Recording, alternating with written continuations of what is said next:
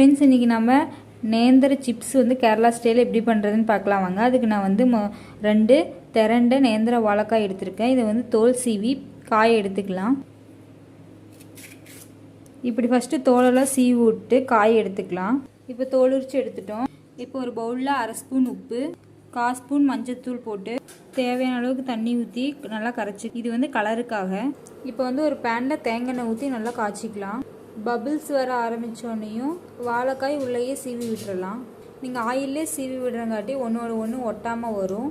நீங்கள் சீவி வச்சுட்டு ஆயிலுக்குள்ளே போடும்போது ஒன்றோட ஒன்று ஒட்டிக்கும். இப்போ நம்ம கலக்கி வச்ச மஞ்சள் தண்ணியை 1 ஸ்பூன் எடுத்து எண்ணெய்க்குள்ளே ஊற்றிடுங்க.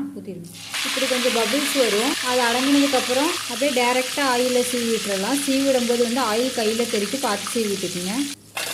இப்போ பார்த்தீங்கன்னா தெரியும், ஒன்றோடு ஒட்டாமல் அழகாக கேரளா ஸ்டைல் நேந்திர சிப்ஸ் ரெடி ஆயிடுச்சு. இது எங்கள் வீட்டில் செஞ்சு பாருங்கள். ஓகே ஃப்ரெண்ட்ஸ், இது மாதிரி வீடியோவுக்கு நம்ம சேனல் சப்ஸ்கிரைப் பண்ணி